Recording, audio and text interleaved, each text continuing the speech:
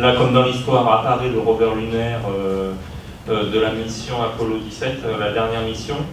Donc là, c'était génial d'avoir des photos aussi belles pour travailler là-dessus. Et là, l'ambition, c'était simplement de s'attacher aux photos qui ont été prises à ce moment-là et de faire évoluer nos personnages à nous dans ce décor et dans cet environnement. Ça donne l'attachement que je peux avoir et que beaucoup ont à l'aventure spatiale, et on rentre dans l'historique de l'aventure spatiale. Vous voyez, là on voit une recherche que j'ai faite sur un scaphandre qui en fait apparaît très peu dans la série. J'étais parti sur l'idée d'une abeille en fait, parce que c'est une station qui ressemble un peu à une ruche, donc je voulais un design qui incorpore l'idée de l'abeille et puis l'idée des scaphandres classiques des spationautes.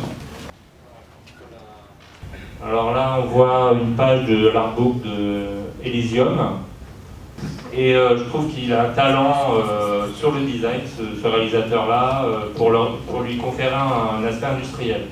Et c'est ce côté-là que j'avais envie d'exploiter dans EXO, c'est que l'objet ne semble pas être un objet juste conçu comme un prototype pour le héros, pour un personnage, mais que ce soit vraiment un objet pensé pour une industrie, avec des formes, des détails, mais des petits détails tirés du design automobile ou industriel qui était vraiment mon objectif sur ces designs d'armement.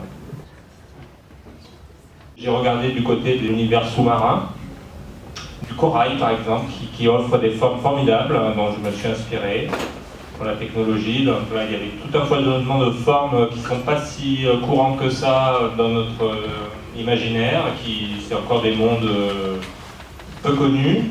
Donc là, il y avait tout un réservoir de formes à travailler pour trouver des designs. Et voilà, c'était ma source d'inspiration première, c'était ça.